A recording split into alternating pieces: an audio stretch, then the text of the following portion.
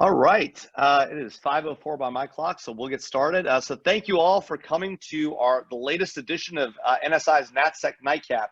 We're super excited today to host Lisa Monaco, the former assistant to the president for Homeland Security and Counterterrorism in the Obama administration. Lisa has spent over 2 decades in public service, in the past decade in senior management and advisory positions in national security. In the Obama administration, she finished her time off as assistant to the president for Homeland Security and Counterterrorism, where she was responsible for advising the president on all aspects of counterterrorism policy and strategy, coordinating Homeland Security activities throughout the executive branch. Prior to the White House, though, Ms. Monaco spent 15 years at the Department of Justice as a career federal prosecutor in senior management positions. In 2011, she was the first woman to serve as the Assistant Attorney General for National Security.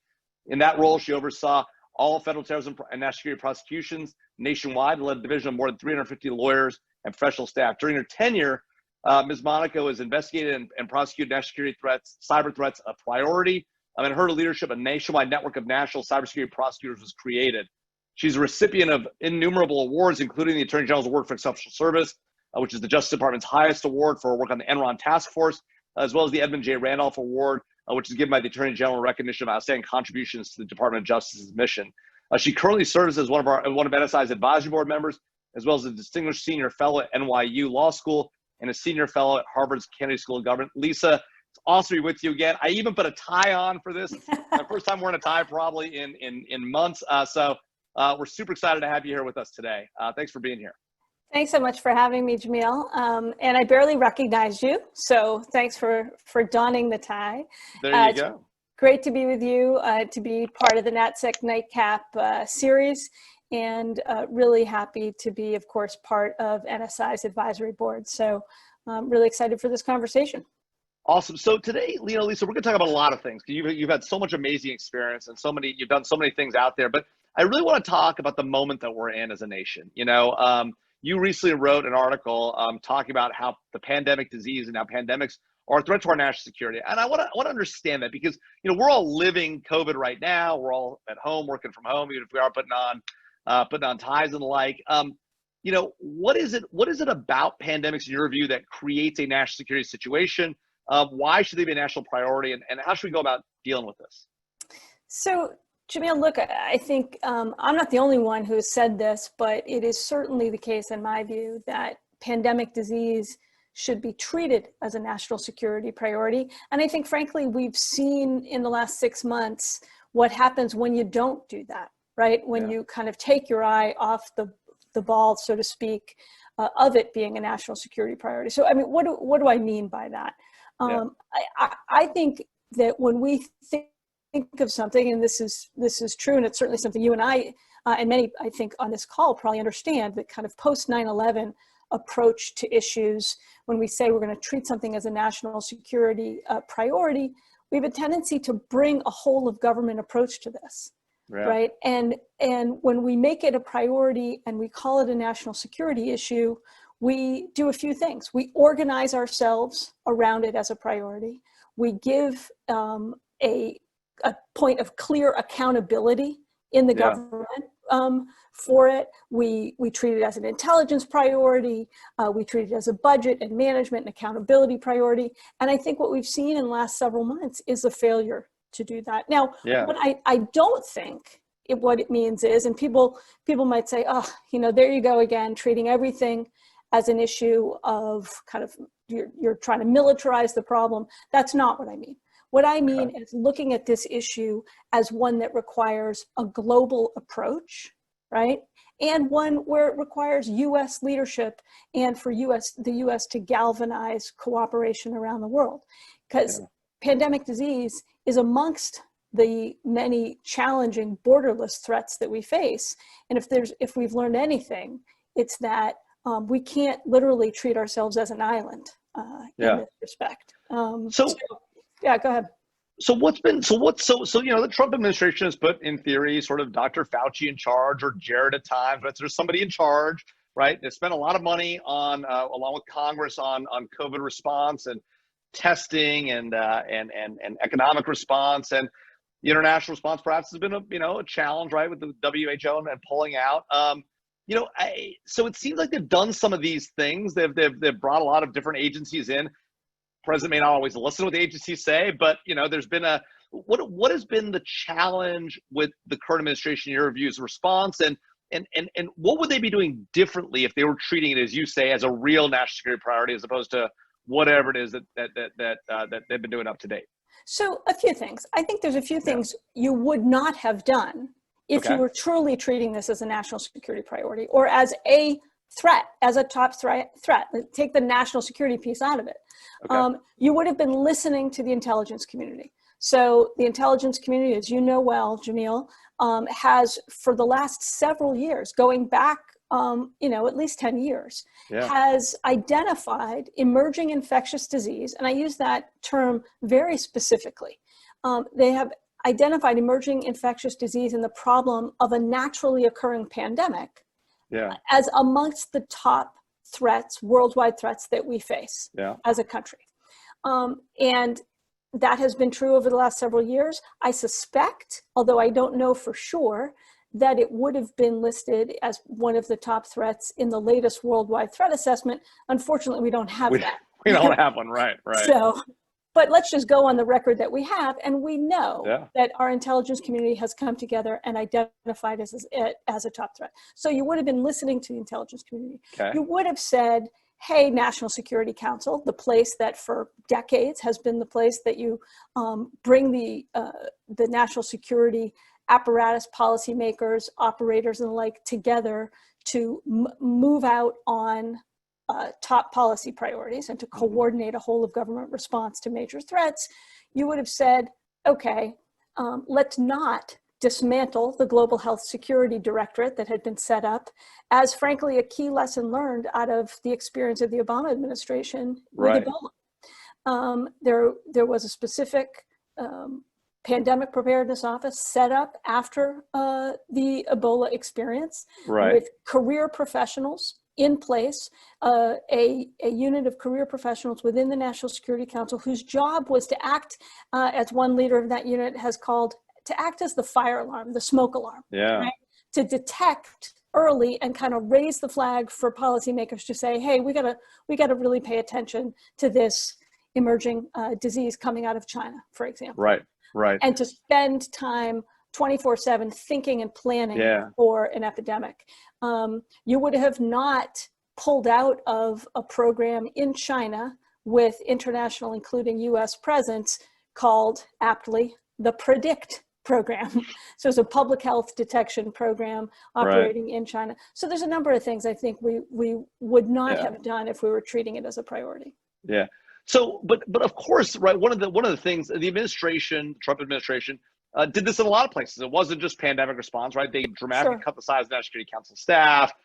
We all know what's been going on in cyber, and maybe we'll get to that later on. With the pushing of Rob Joyce out back to NSA and Tom Bossert leaving and the like.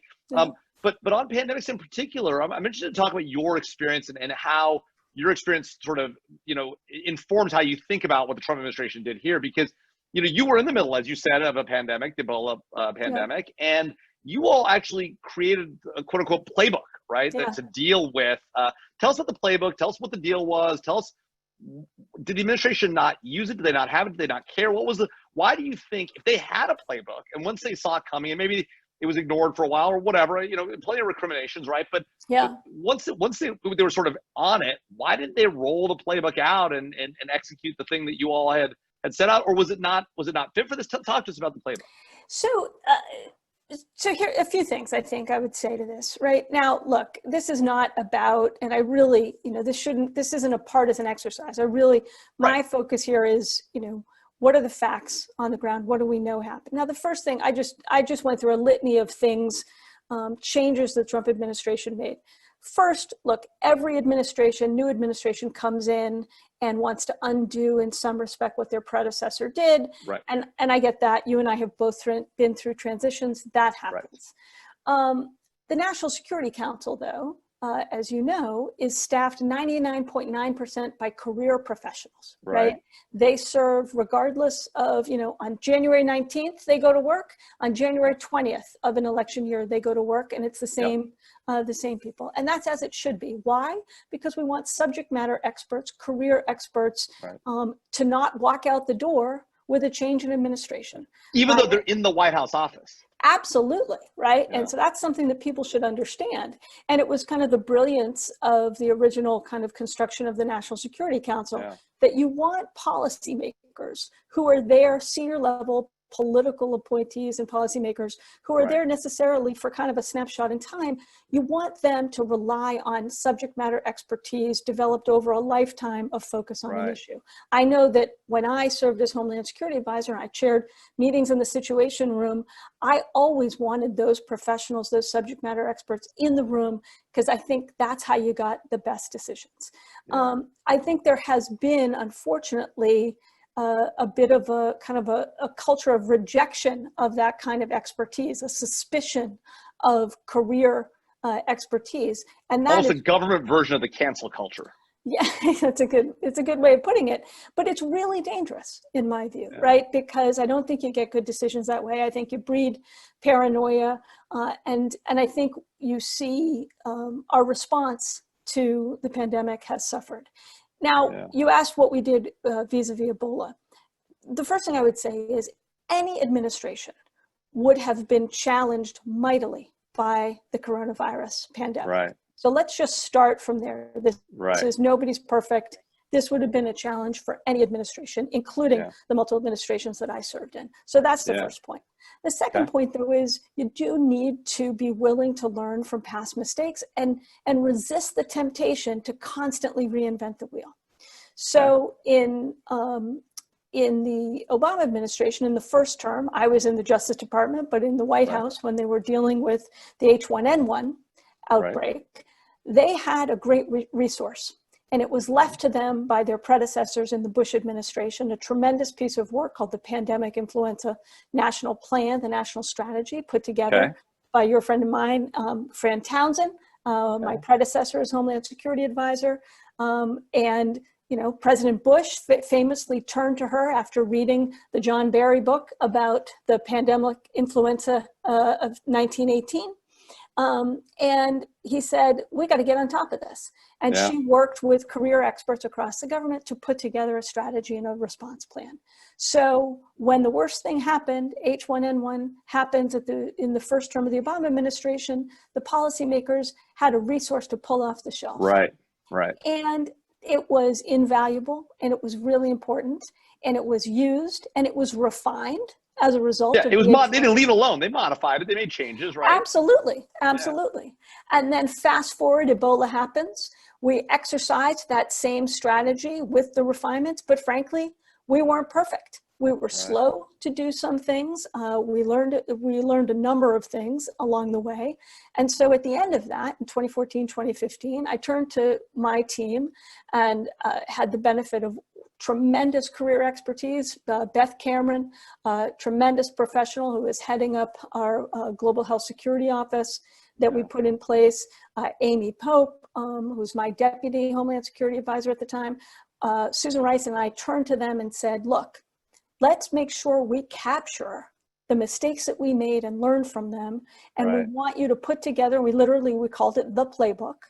And it was written from the perspective of, if you're sitting in the White House, you're sitting in the NSC, and you're sitting in the offices we occupied, what are literally the things you're going to need to know, the first decisions you're going to need to make, and kind of walk through. And you can now, thanks to some intrepid reporting, you can now find this document on the web, and you see it's written as kind of a checklist, right? If you start seeing this happen, these are the things you need to be thinking about. And so it was really an effort to capture those things that we thought the next team would really need to be looking at and thinking through.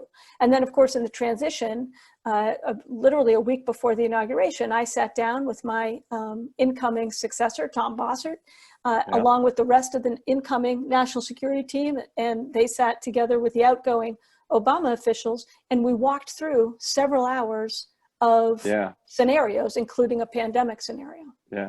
So, by the way, I do want to remind the audience that we will be taking questions from the audience right around 5:35, 5:40. So if you want, folks, just put your questions in the Q&A box down at the bottom or on the right-hand side of your screen, and we'll take those questions as they come in. So, but Lisa, I want to talk about this. So Tom's a smart guy, right? I worked with Tom in the Bush administration when he worked for Ken Wayne, your predecessor. Yeah. You know, and he was his deputy. Tom is a very, very smart guy. You've seen him out there now talking very candidly about the challenges that the administration faced dealing with the pandemic and the challenges they're facing now going forward. He's not pulling punches. Do you have a sense of whether they pulled that binder off that playbook off the shelf, looked at it, used it, and if they didn't, do they just throw it? Like, what happened? Do you have a sense of what happened there? So my sense is the following. One, when Tom came in, I think owing to his experience in the Bush administration, and he and I talked about this during the transition, we spent hours together talking about some of the threats that I was seeing, that our team was seeing, so that we were very determined not to have there be a slip, right? We didn't want something to slip through the cracks in the transition. Right. Tom had an appreciation for, in particular, the bio-threat issues. The problems of not only bioterrorism and man-made disasters, but also the naturally occurring challenges like the ones we're facing. So I think he had a deep appreciation of this issue. It is something that he placed a high priority on. The unit that we set up, the Pandemic Preparedness Office that I described earlier, that stayed in place. And it stayed in place with career experts in that who carried over, as should happen, between administrations. So that worked. That worked. Yeah. But in 2018, unfortunately, the Pandemic Response Office was disbanded. Right. And Tom, as you know, was shown the door. Right. He was asked to leave when John Bolton came in. And really the Homeland Security Advisor that had existed, that George W. Bush put in place, that had a career, a series of officials who were all I think respectful colleagues amongst each other and friends. That job is no longer in existence. Really, it's been kind of extinguished. And so I think you no longer have somebody whose job it is sitting at the most senior place in the White House, Homeland Security Advisor, who has the ability to walk in to the president and say, here's a problem. You don't have somebody focusing on that. They disbanded this office. And the reporting is that that playbook was discarded. It was not used. It was at all. It was not used. It was rejected. It was, and now there have been many very kind of dismissive comments made about it. Now, look, I think I think it's in part a reaction to, not wanting to do that which your predecessor did. But I think that's a mistake. I think it's been a mistake in prior administrations. When the Democrats come in and say everything the Republicans did was wrong just because the Republicans did it, and vice versa. I think that's the wrong way to approach national security. I want to talk about one more thing on pandemic response before we move on to other topics. And so I'm interested. You've also written about sort of our decision to bail out of the WHO, right? There is sort of this new isolationism taking place in America, right? It's true on Capitol Hill. It's true in the administration, where we're sort of taking the view that it's better to retreat back home, focus here at home, particularly with the pandemic, right? There's a lot of stuff going on here, a lot of economic challenges. And so, maybe we don't need as big a footprint overseas and the like. And in part, some of these organizations and look, the WHO is not doing right by us. They've been much too friendly towards China. And so legitimate gripes by the administration, but you don't think it was the right time to pull out. You don't think it's the right time to pull back. What should they have done differently, if anything? How should they have dealt with the WHO's situation with China and sort of the what I would call, and my term, not anybody else's, coddling of China when it came to this pandemic? Why not pull out? Why not say, look, enough is enough. We're done with you guys. We're going to lead. We're going to lead in different ways. We're going to help our allies. Why is that not enough? Look, I think first, let's start from the premise of the WHO is far from perfect.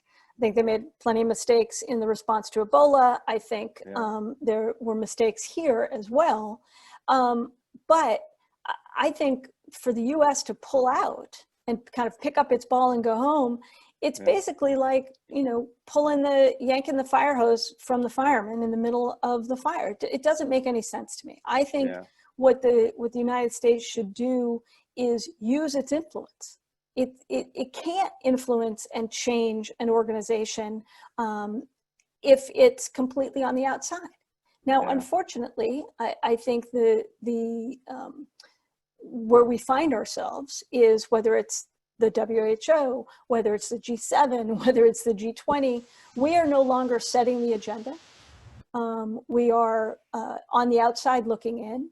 We are not the galvanizing force. We are not the convener. And I think the global response and global cohesion against threats like this suffers because of it, unfortunately. Go ahead. No, keep going. Well, I was just going to say, I mean, look, the WHO, I think there's plenty of criticism to go around in terms of being tougher on China, requiring more transparency from China, being too willing to accept some responses from China. I think all of that's fair game, but we certainly don't make it better by just picking up our ball and going home. We, on a bilateral basis, should have been more demanding of China. We should have been a lot more, we shouldn't have pulled our people. We had representatives inside China, inside the Chinese CDC, and a year before the pandemic, we pulled those people out. How can we hope to have influence if we're not participants? And instead, whether it's the WHO or the G7, I mean, my God, we've had, during the middle of this pandemic, the G7 was convened, not at the call of the United States, but it was the Kingdom of Saudi Arabia who convened a virtual meeting. And Macron from France convened instead of us. I mean, so that just is, that's not the place that the United States should be. Yeah. So, when the U.S. doesn't take these roles in these larger international organizations, does that play into the hands of other nation states like China, who see themselves as global leaders and the pandemic as an opportunity to step ahead of the United States? Are we playing into their hand by sort of pulling out of the WHO, even though it may have been sort of done the wrong thing in a couple of places? Is that a problem? Is that part of the challenge? Sure. I mean, I'm sure there's a sports metaphor to be used here where, if you're not occupying a part of the field, you just leave the running room, right? Right. You get the point, but we're seeing that with, for instance, with China. China, has not been transparent, has delayed really irresponsibly and dangerously in terms of sharing with the wider world information about the pandemic. But it is trying mightily to erase that history by engaging in its own version of kind of pandemic diplomacy. And, you have them making a big show of delivering masks and PPE to our allies, right? Yeah. And yet they're the ones doing that and not us, right? Instead, we, the United States, are the recipients of aid packages. I mean, it's it's kind of world upside down. And so absolutely, we give China a lot of running room if we are not on the field, if we are not the ones leading the conversation. And I think that's dangerous. And that's just of a piece with a whole bunch of other issues. Yeah, and Michael Morrell, who was the deputy director of CIA when you were at the White House, actually was on this conversation a few weeks back, and he mentioned that the most tweeted tweet in all of Italy a couple of months back was actually a tweet from the Chinese embassy talking about the solidarity between those two nations, helping one another in crises. I mean, just astounding to think about Italy. The Italian people.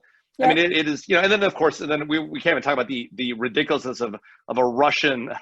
A Russian government transport plane arriving in the DC metro area with PPE. I mean, I can't even begin to describe the ridiculousness of that.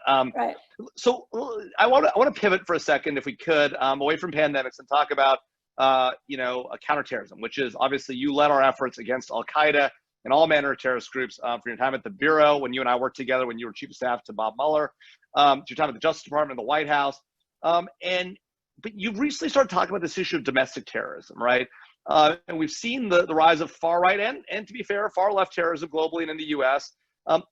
Is the face of terrorism changing? Are we doing enough to combat both the threat of global Islamic terrorism, but also the threat of far right and far left domestic terrorism?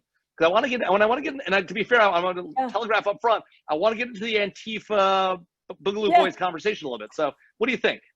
So look, I think as anyone who's worked in this space knows, it's kind of axiomatic to talk about the evolving nature of the threat, right? So that's it's always evolving, right? It's always evolving. That's a given. One of the things I worry about is as we confront, the significant challenges, both health and economic, that the pandemic has brought on, I worry that we risk taking our eye off the ball.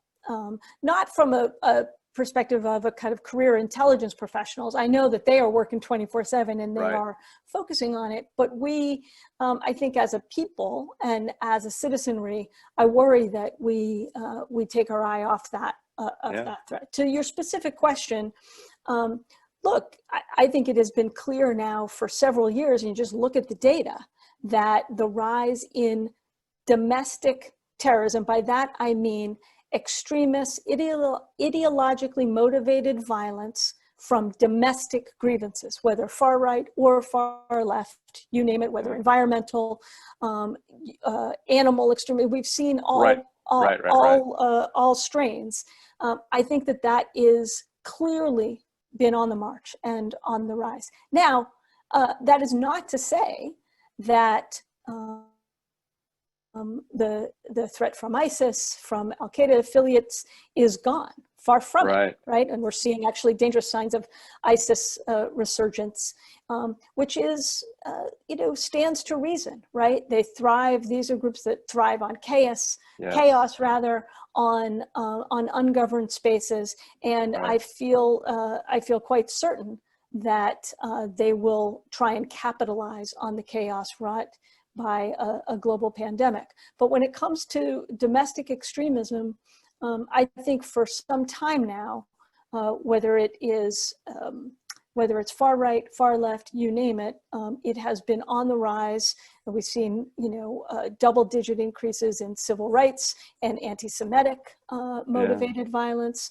I think Chris Wray, the director of the FBI, has recently talked about the most significant rise in lethal racially motivated violence has come in the last, I think in 2019. So there's no doubt that the nature of the threat has changed and is more concerning when it comes to the domestic terror threat. Yeah. And this problem is happening. It was happening in pre-COVID, right? It seems to have escalated. Sure. I'm wondering whether there's a foreign nexus here, right? Should we be concerned about the role that countries like Russia and China are playing? We saw what they did in the 2016 elections to try and create additional discord, right? Putting aside what you think about who they were supporting in the election or whatever, we know that they were taking both sides of a lot of very hot button political debates, including Black Lives Matter, right? And actively the Russians were trying to create discord. We see the Chinese now doing a lot of that overtly, right? All of a sudden, the Chinese Foreign Ministry cares a lot about the plight of Black Americans. I mean, they don't care about the million Uyghurs they put in camps in Xinjiang, but fine, whatever. But I'm really interested in this question of, do we think that the Russians and the Chinese and potentially others, are they gaslighting this debate? And if so, to what end?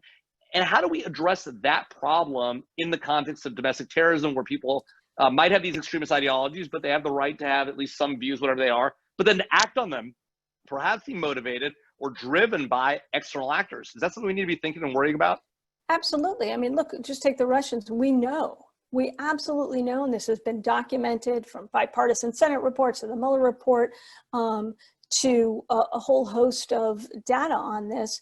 We know that the Russians' objective, and again, let's leave the kind of political and presidential contest out of it. We know for certain, and the intelligence community has been very clear about this, that their goal is to sow discord, to play on our divisions. So whether it's playing up kind of Bernie Sanders supporters or playing up issues around, white supremacy, or you name it, they're going to find those schisms and try and exploit them, and do so with disinformation campaigns. And so that's clear. And so the more divided and politically polarized we are, and unfortunately, I would place that in one of the top threat categories that we face. That is just greenfield for those types of efforts from the Russians and others. I frankly think, the Chinese and others will go to school on that. Yeah, interesting, interesting. And so, given all of this environment, as we've got the Russians and the Chinese potentially, interfering and exploiting these divisions here in the United States. How do we tackle these challenges of domestic terrorism without being worried about First Amendment speech issues? There's been a lot of talk about protests versus riots and where those lines are, and what the right approach is when people are protesting and it turns violent. The same might happen on the left or the right. We've seen people, armed groups stand on the steps of the Capitol to defend the country, right? Defend what they see as their country. This seems to be getting worse by the minute, and the government's got to play some role in addressing this and bringing and restoring order. At the same time, there are concerns about militarization of the police forces and the president using military forces, and there's First Amendment issues. How do we, even if we had an administration that was prepared, and it's not clear the administration is prepared to tackle these issues forthrightly. If there was an administration, if you were in charge today, how would you think about the challenging political issues that arise from trying to address domestic terrorism as a national security matter? So first, I think we should step back a minute and recognize, as roiling as the debate has been, as chaotic and as dangerous as the times currently feel, I think it's always important to have a little bit of historical perspective. I recently listened to, I do a lot of that these days, on listening to books on tape, and listened to John Meacham's book about the soul of America. And you're reminded of the very divisive times we've faced in the past. So that's to take nothing away from the kind of uncertain and dangerous times and concerning times that we're facing today. But I do think it's important to have some historical perspective.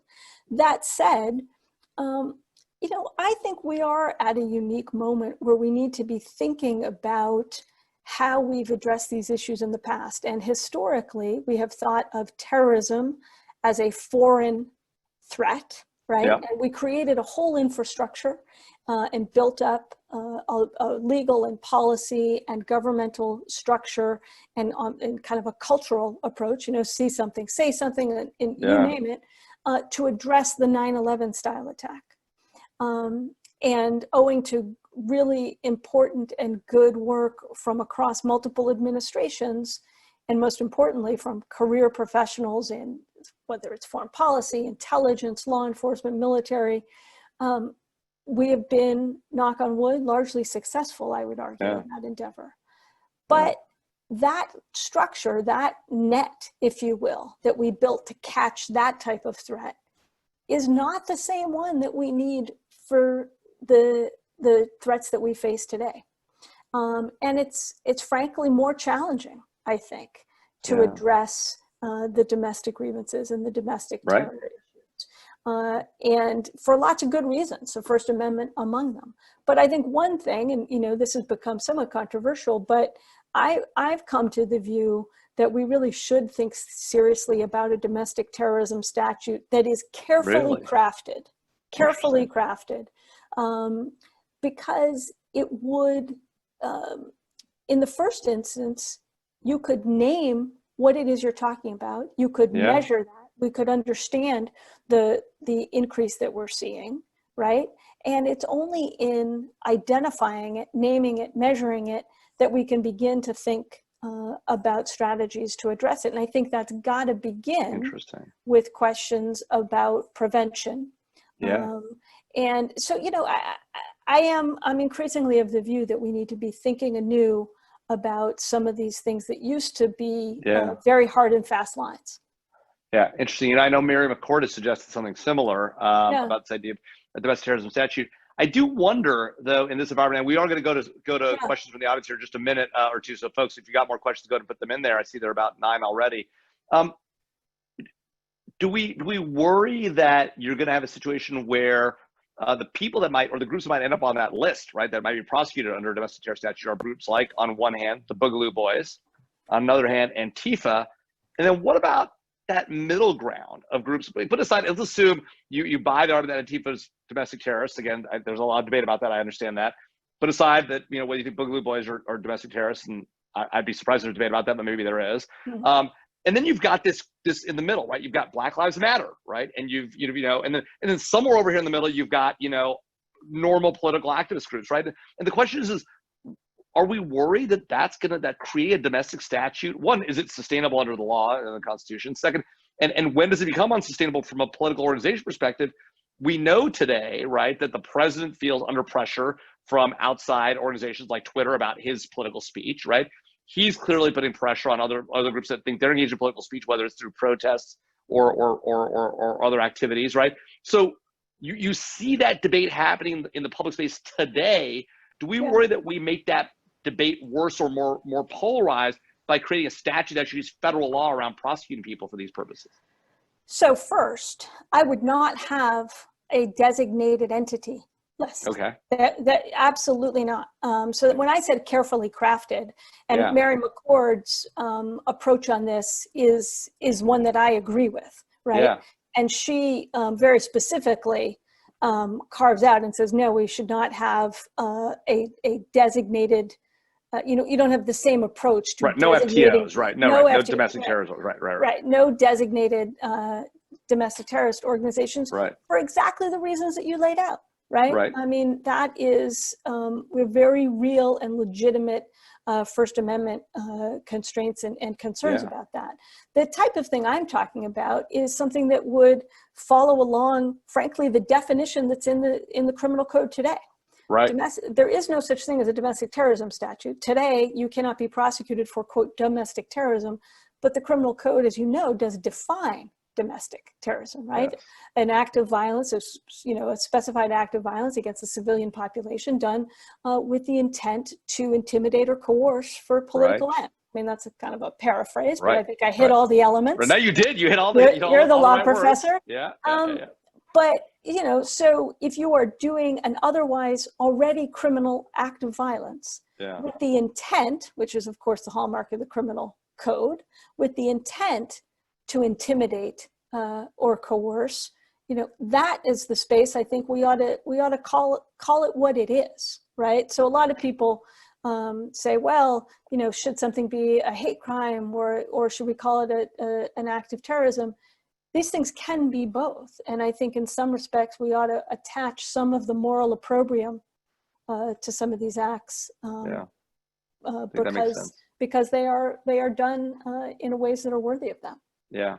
Well, I'm going to go to questions from the audience. And on this question of counterterrorism and the like, Noreen Cossum, one of our visiting fellows, who served in the prior administration as well as before that, asked, do you feel that our counterterrorism approach or strategies need to adjust, and in what ways specifically, to the new pandemic world order? So all these countries are under a lot of stress. We've obviously got an overseas global CT strategy. You've talked about what we might do domestically. What about our overseas CT strategy? Do we need to be thinking about the problem differently in the new pandemic environment? Well, sure. I mean, I think our partners and allies and others are going to be operating, no doubt, with more constrained resources. So that's something we need to be thinking about.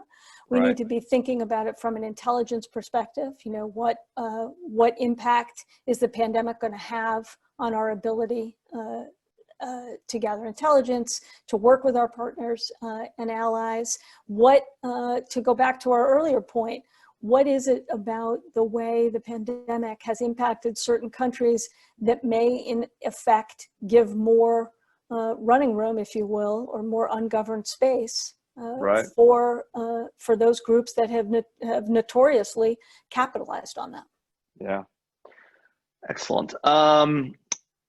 Let's see. Harold Moss, another one of our visiting fellows, asks about going back to pandemic, right? Given the disastrous results that came from throwing away the pandemic playbook, are there other areas that we've sort of dismissed or thrown the plan away for, or like that keep you up at night? So not pandemic. What worries you about sort of the world we're looking at now, and things that you all might have done or thought through that aren't being looked at in as serious a way as you might have done if you were in the job? Well, I do worry. I mean, sticking with the pandemic, I worry, 2-3 years ago, or, for as long as I can remember, I would get asked, well, Lisa, your job was Homeland Security Advisor to the President. What's the thing that kept you up at night? Yeah. And I regularly answered that question with emerging infectious disease. Really? I did. Before all this happened? Yes, I did. Prescient.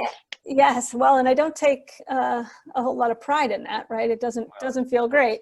And because the concern I had was we were very focused, as we should have been, on the danger of bioterrorism, right? A man-made, as I like to say, a bad guy with a bug, right? But we were not as focused on what was a more likely threat, which is a naturally occurring pandemic, right? Yeah. So what are the areas, I worry that we will think, okay, this is a one and done, right? Everyone keeps talking about this pandemic as kind of a black swan event. It is most decidedly not the case, right? It is the danger of zoonotic disease, right? That makes a jump from animal to human, is something we've seen again and again, and this will not be the last time, far from it. So I worry that when and if we get on the other side of this, and we will, although I quite agree with Fauci that we're, still very much in the knee deep. I think it was phrased knee deep in the first wave, but that we think, okay, that was our black swan. Now what's the new next thing? And I think it may be yet another pandemic. Yeah. So Christopher Melling asked about the balancing act that we always have between national security measures and personal freedom. So after 9/11, right, we accepted a certain amount of loss of freedom, right? The Patriot Act, airport checkpoints, right, the whole thing.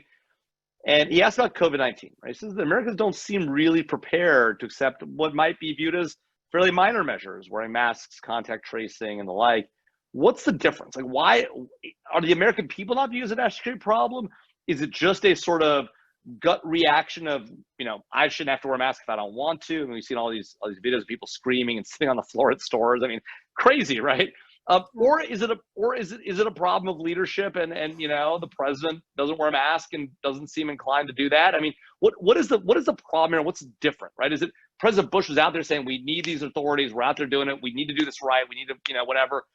Was the shock of 3,000 dead on a single day? Like what is the difference between 9/11 and the pandemic, and why people were willing to accept all those changes then and not now? So I think it's a mixture of things. I think it is definitely the thing that you just mentioned, Jamil, the part of it that is, we had a day, we had, people in disaster jobs and crisis management jobs. We talk about boom, right? Being left of boom and right of boom, right? This has been, as my friend and former colleague, Julia Kayam talks, kind of a slow rolling disaster, right? Yeah. You can't pinpoint one time, one disaster moment. It's been an evolving one. So I think that has served to not be the one place that you could rally around. Yeah. That has been, I think, toxically mixed with a failure of communications leadership. If there's one thing that the president and the White House can do, it is send a clear message. It's to use its convening power. In Ebola, one of the most impactful images of all of Ebola that whole time was when President Obama hugged Nina Pham, who was a nurse who had just recovered from Ebola, when he brought her into the Oval Office and hugged her. Yeah. As if to show, and in quite specifically to show that it's safe, right? And you should not treat Ebola patients and recovered Ebola patients as lepers, right? Yeah. And then otherwise, basically let the doctors like Tony Fauci, Tom Frieden do the talking. Yeah. And communicate facts. And unfortunately, look, I will give some credit. I think the administration, for a period of time, in the whole kind of slow the spread campaign, they did galvanize, and you had clear messaging and repeated messaging for a period of like 2 weeks, I think, on the slow the spread campaign. Yeah. But then it disappeared, and we did not have a follow-up of, okay, here's the other mitigation you need to do. Here are the things that we need to be thinking about as we're rolling off or moving out of these restrictions, and kind of galvanizing the country around a sense of common purpose and unified approach to this threat. And instead, we've had a piecemeal patchwork, and unfortunately, polarized and politicized response to what Yeah. should be issues of public health. Well, can I press on that a little bit? So some might Yeah. say, right, that the president's response has been like the Obama administration's response or President Obama's response to the Ebola thing. He has said, look, we should not panic. We should not freak out. We should not worry as much, and we should be able to reopen and the like. And he sort of pressed for that agenda. Now, I recognize that a lot of people don't agree with that agenda. I recognize that a lot of health experts, including the administration, reject that approach. But he has sort of taken the don't be scared, we're all going to be back at church on Easter Sunday, right, approach.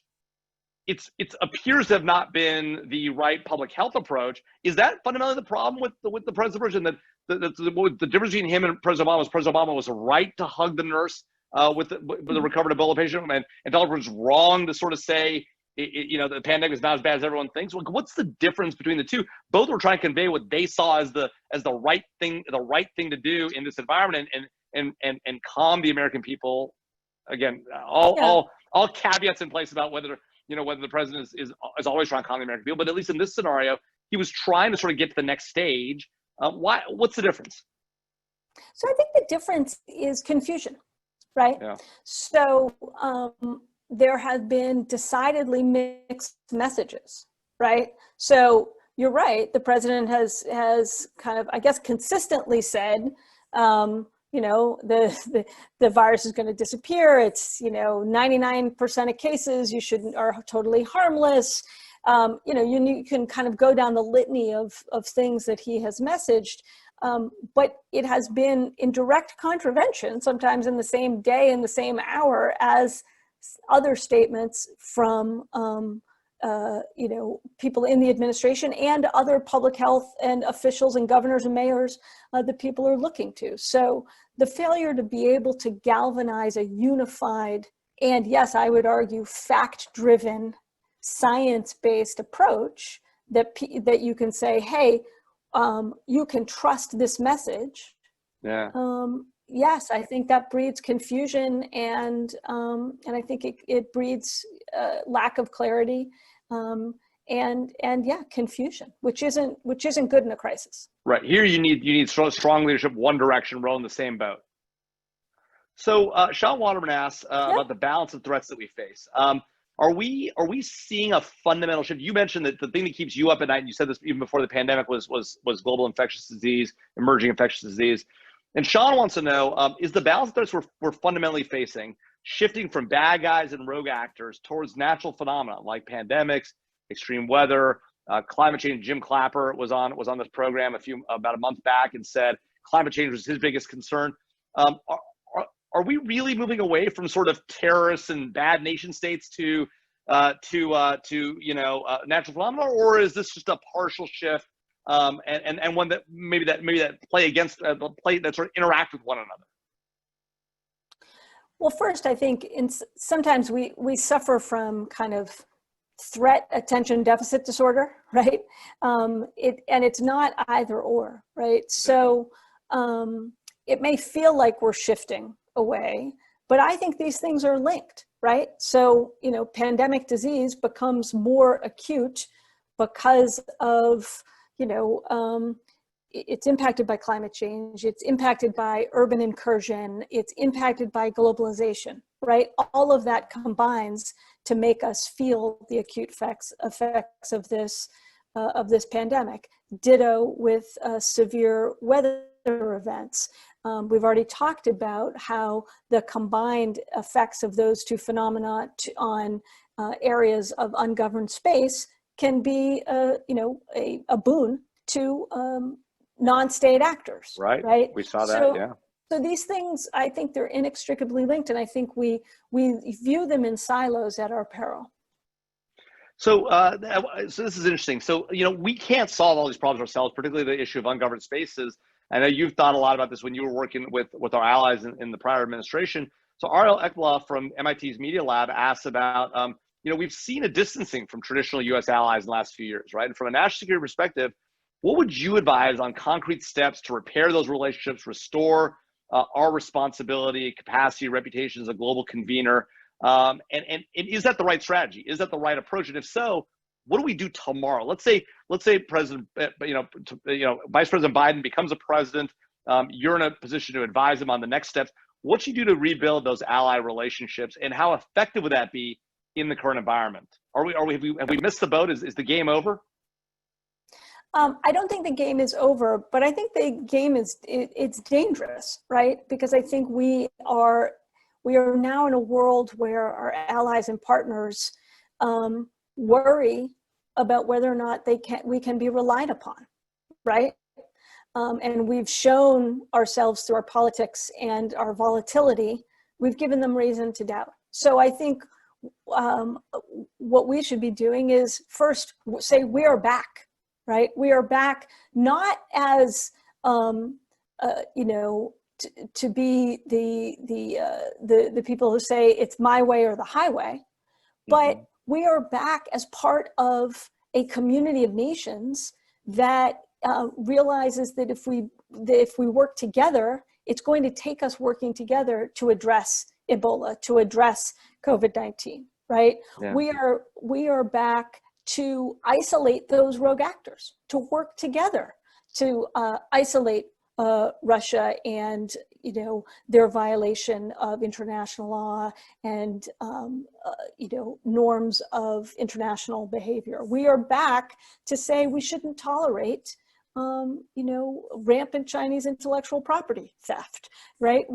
There's so many issues. We are back to bring the globe together to address the urgent needs for climate change, right? So, we need to reassert ourselves as a convener and a voice and a leader on the world stage to work in partnership, not looking at every issue as a zero-sum game.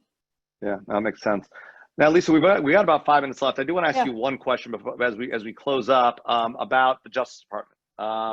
You served the Justice Department for over a decade and a half. You led the National Security Division as the first woman to do that job, running 350 federal prosecutors and lawyers and staff, prosecuting terrorists, around the country. We seem to be in a tough situation with the Justice Department right now. The president is very critical of the FBI. And perhaps rightly so. There appear to have been some serious errors that took place in the FBI. And whether they're systemic or individual actors, right, there are clearly some things that were done wrong that shouldn't have been done the way they were done. At the same time, we've seen what appears, at least on surface, to be an increasing politicization of the Justice Department, including actions taken resulting in career prosecutors leaving the Justice Department, and even political prosecutors being pushed out, being unwilling to do certain things that appear to be politically motivated. How worried are you about, one, the Justice Department and its reputation writ large, and in particular the morale and sort of the esprit de corps of the line prosecutors, whether out in AUSAs, out in U.S. Attorney's offices around the country, or at Main Justice? So I'm profoundly concerned about what's been happening at the Justice Department. And you're right, Jamil, I spent 15 years there, nearly half of that time as a career prosecutor, and half of that time in politically appointed positions. And I had mentors as different as Janet Reno and Bob Mueller, right? But the thing in common was the idea that the department serves a different function and a unique function in our government. It wears what I call two hats. One as a independent investigator and prosecutor without fear or favor, and the other to rightly advance the law enforcement priorities of the administration at the time, right? But when they're doing that, they're doing so devoid of political influence. And I feel like we have lost our way on that. And most of all, because there is a profound perception that steps are being taken because of either the president's Twitter feed or some other political influence. And I think that is profoundly dangerous because the men and women of the Justice Department need to have the confidence of the American people that the power, the incredible power that people in the Justice Department wield is being done equally and without regard to influence or political favoritism. And if you lose that confidence, I think we lose our way. And so I'm very, very worried. And it comes down to the appearance of that influence, which in many respects is as bad as actual influence. Yeah. Yeah. Well, Lisa, listen, I know we have a bunch of questions we didn't get to from the audience. Thank you all for your questions. Lisa, thanks so much for being here. Really appreciate the candid conversation. Don't forget, folks, to join us in 2 weeks from now for our next NatSec Nightcap with Michael Brown, the Director of the Defense and Innovation Unit at DoD, on Thursday, July 23rd from 5 to 6 p.m. You'll find a link to register in the chat box. You'll also have a chance to complete a short survey. Please take a minute to share your thoughts about the events and our virtual program series. We always appreciate the feedback. Don't forget to follow us on Twitter and LinkedIn and all that good stuff. This video will be up on YouTube, so like it, and all that stuff. Listen to our podcast. Lisa, thanks again. Thanks for serving on our advisory board. Thanks, audience, for being here. It's 6 o'clock. Everyone have a great evening. Thank you. Thanks, Shamil.